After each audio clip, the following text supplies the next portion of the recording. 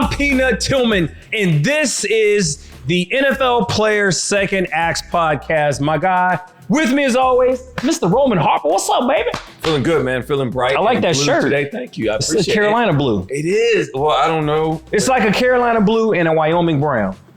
Sure, whatever. I don't even know it like that. But I mean, we can't talk about that. We are in the Panther Vision studio. We are. With our next great guest today, man. I'm really excited to hear from this man. Hey, you know, somebody's always got somebody just a little bit out there who you don't even know, or until all of a sudden you read the stats and it really hits home with you. You learn so much about certain people. And that's how I feel about our next guest right here. And he played cornerback in the NFL for 9 seasons with the Chicago Bears as well. Great franchise. Yeah, I was waiting for that. Great franchise. All right. He was a Pro Bowler and an All-Pro. He once held the team record of interceptions for a cornerback until somebody broke it. Okay. All right. I wonder who that is. And after football, he found his second act by helping young people and military veterans, especially close here in his home state of North Carolina. Our next guest, can we all welcome in Mr. Donnell Woolford. Welcome to the podcast, sir. How you doing today? Thank you, guys. Appreciate you. How you doing? I'm doing good, You guys man. looking great. Defensive backs, man. I this is feel like I'm at home. Yes. Yeah, come on in. Yes. Welcome, Unc. You know what I'm saying? Anyway, I appreciate that. I got to know this, though, because let's just get right to it. I kind of mentioned it in the intro. But are you cool with the fact that Peanut broke your interception record? Because you had the record and then Peanut came along and broke it. I'm cool with it because to me, you know, because whoever breaks my record is a bad man. Okay. He's a bad man. All right. So, well, how closely did you follow the record? Did you keep up with it? Like, was it like, how much pride did you take in having that record? I took a lot of pride in it because, you know, I played a long time, barring no injuries, and was able to put up those kind of numbers. And then to see somebody come in and break the record, then I applaud him. Yeah. And Peanut, his work. were you aware that you I was not. Okay. I was not aware that I had broke it. I had no clue that I was even close to it. When I played, I didn't really focus on my stats. I just tried to, like, for a goal of mine, I would just say for this year, I want 5 picks, 4 picks, whatever. Then if I got it, cool. I think Jeff Joniak, he's the voice, the color commentary for Chicago Bears. He was the one who actually told me that I broke it. And I was like, okay. And then I didn't think anything else of it because I was still actively playing. And I was just, just trying to get more picks. So, but yeah, when I found out, looking back on it now, I can say, yeah, man, it was cool. But I didn't play the game to break records or break your record. I was just playing the game because it was fun. Right. It was football. It was fun. Absolutely. Me too. People talk it up. Yeah. We out there trying to play football and win football games. Right. So we don't really look into the stats. Right. I mean, we like looking at the paychecks. Oh, yeah. We love looking at the paycheck. But I just also want you to know, like, it took Peanut 18 more games than what you did to get that record. So you was a bad man. You got the record in 18 fewer games than Peanut. So you can take that with you. Go ahead with your questions. Why do you always like that? Oh my goodness! You know what I mean? Just want to give him a like little you suck, give me. It's like here, Peanut. Take your flowers. You can get that. You can get that. Take that with you. Pull the chair right under. I appreciate that. For those that don't know, it's okay. So here's what I will say. This is a bad man. So Jerry Azuma, another Chicago Bear, he played running back. I think he played running back at Maine. Won all types of award, won the Walter Payton College, That's award. Division II, like Heisman. Yeah. He won that award. Dude was a phenomenal, and you know Zoom, phenomenal football player in college. Gets drafted to the Bears, and then they say, oh yeah, you're not playing running back. You're a DB now. And he goes, the first time I'd ever been on the defensive side of the ball was when I got drafted by the Bears in, I think, 99.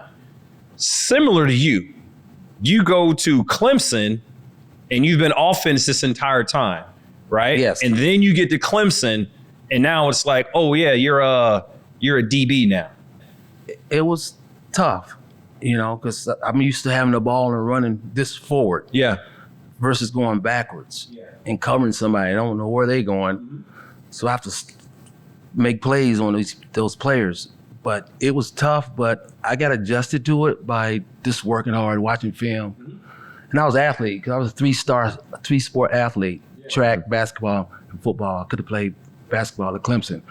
So it wasn't that difficult, but it was challenging. So my first year, I didn't play much, but then my sophomore year, I ended up beating out a fifth-year senior. Okay.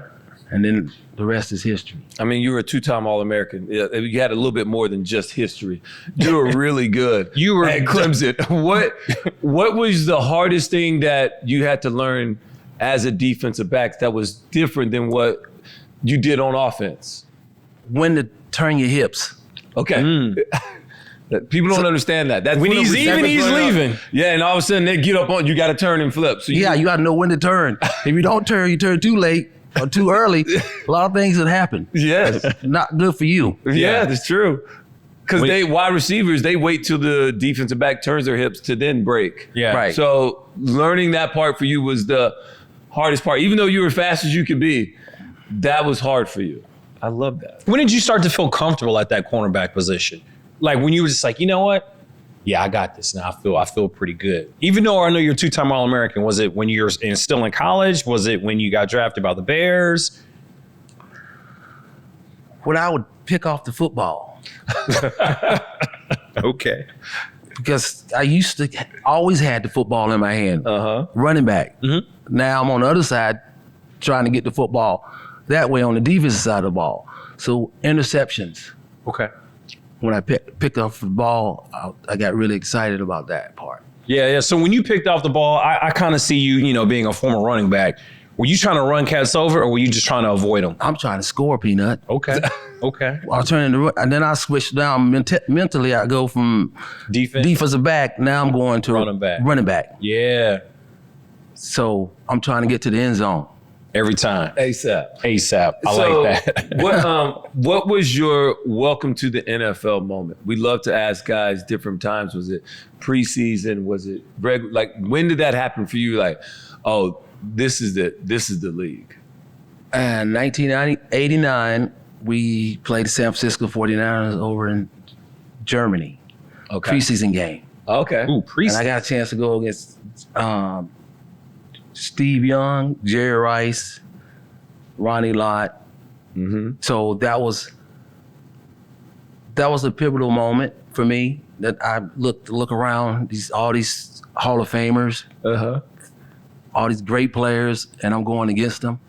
And I'm lining up across some one-on-ones with Jerry Rice, and I'm battling with him, and it was awesome. How did it go for you? Was it good or bad? Well, it started off a little slow. Okay. Then I got used to it, and I picked it up. Because it's different. You're the man in college, you're the man. Yeah. You're the star. Now you go to the pros, everybody's the star. Yeah. And then the competition is tough. It's fierce. Very competitive. As you know, you guys know. Yeah. So I adjusted, but it took maybe a year or two, because in my third year, I made the Pro Bowl in 1993. Yeah. So I was progressing in the right area. Yeah. I mean, would you progress in the right area?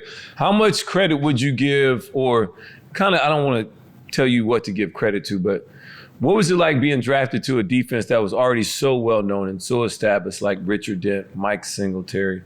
You had Ron Rivera. Yeah, Ron Rivera was there. William Perry, the guy. Fridge, who, for how good or how great he was, whatever it was, he was famous. Everybody loved the refrigerator.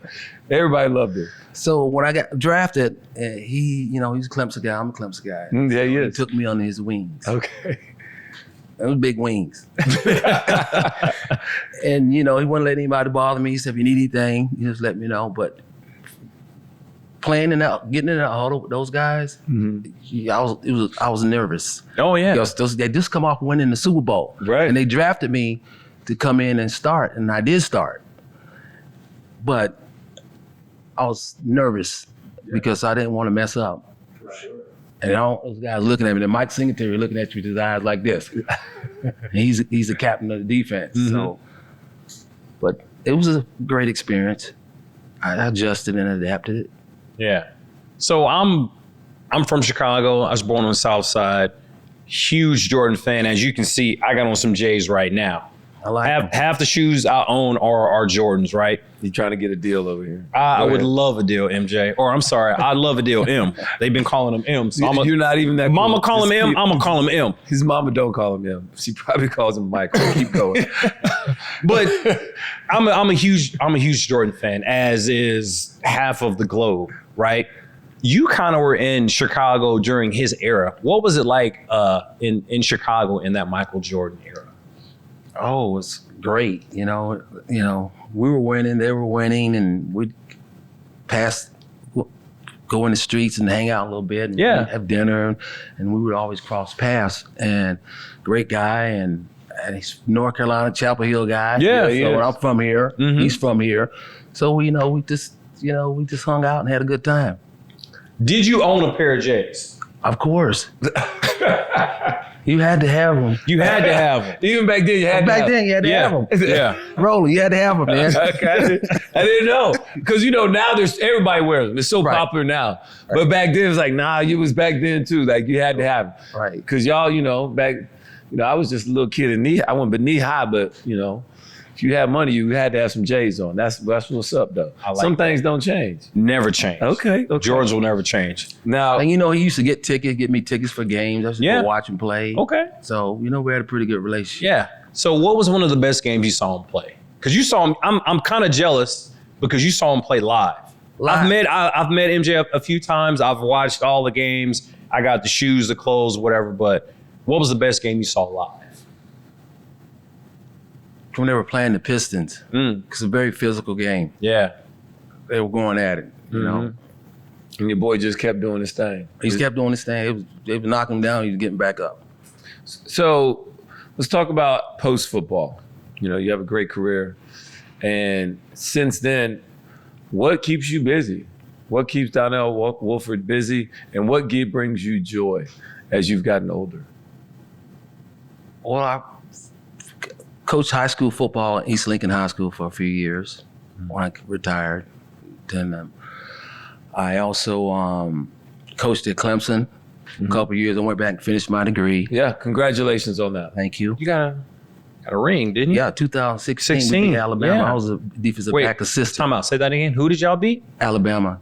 Oh. 2016. Deshaun Watson was our quarterback. Yeah, he should have been. I couldn't believe he drafted higher than what he was. But yeah. That was a really good team. He was a defensive back assistant. Yes. Yep. Really good team. I just want to hear him say who they beat. Yeah. One more time. Say it again. Who did y'all beat? Alabama. Okay. I went to University of Alabama. That's why he's saying that. Okay. Yeah, I can tell you had no idea. And I was just like, why does he keep asking me that? I'm like, it's because I went there. It's fine. So coaching was a thing for you. It was fun, because I'm done. I don't know what I'm going to do after football. So I just dove into coaching and found some joy in that. Yes. And then once that stopped, now I'm working on some things in my hometown. Yes. That's what we want to get to. So one of the things I know, there's, I think, 14 acres of land, and you have this dream center, the Donnell Woolford Dream Center. How's that going? And I know it's not built yet, but could you talk about what are your plans for this place in the future?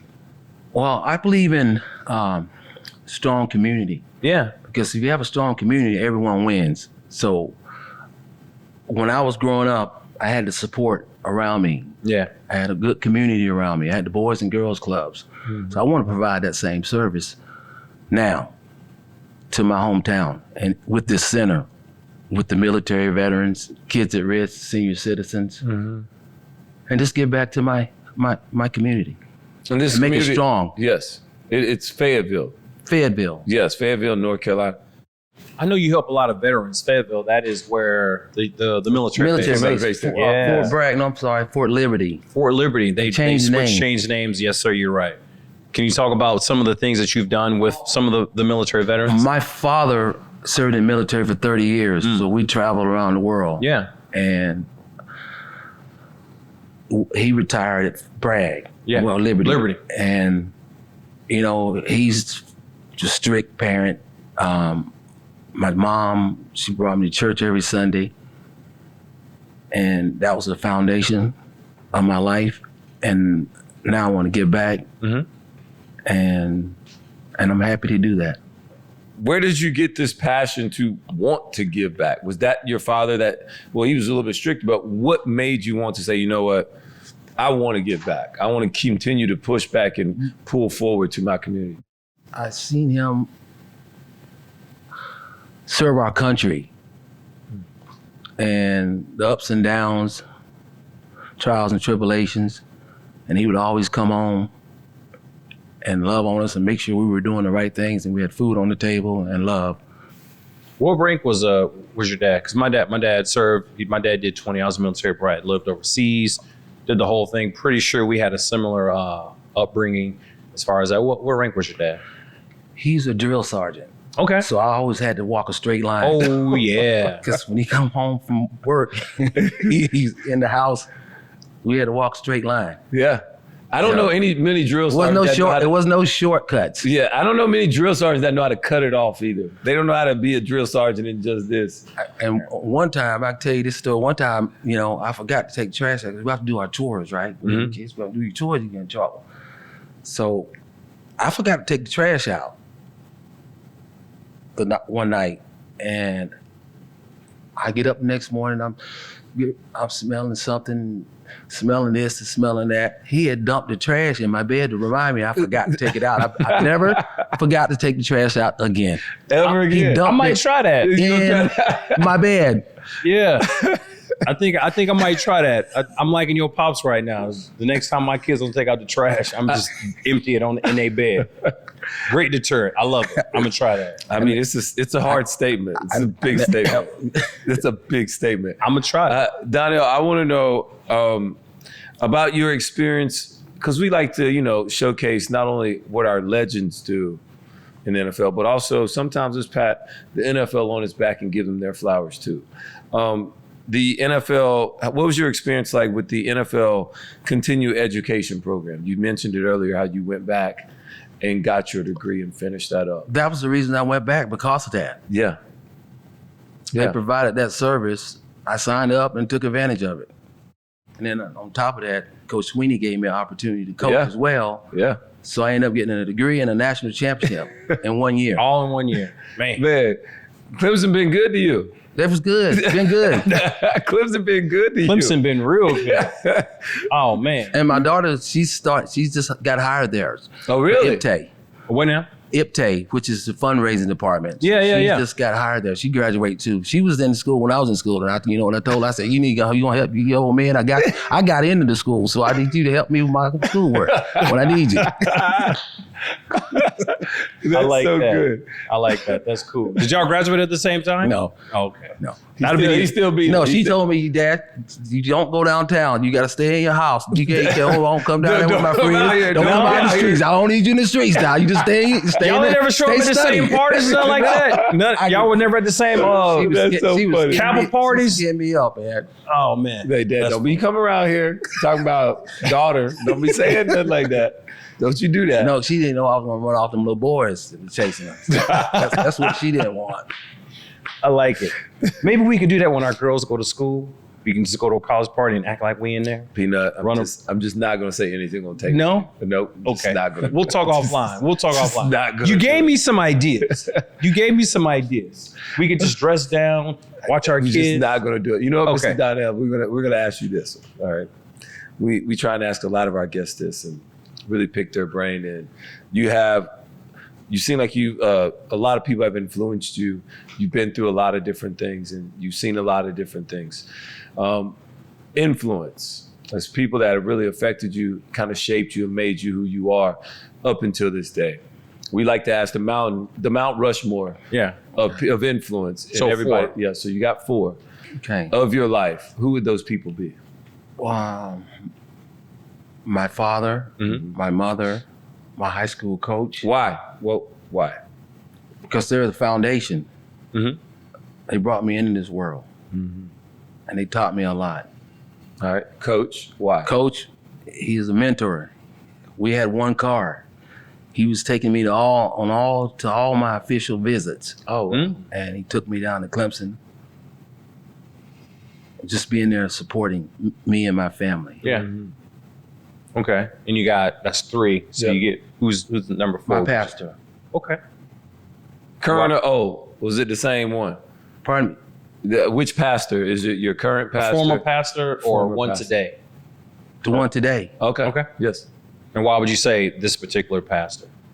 Well, because when I was small, he was preaching, and my mom used to take me to the church all the time. He's always been my guy, Yeah. Still my the same my spiritual leader. Yeah. Still So the it's same the past and the current, right? Yeah. Yeah.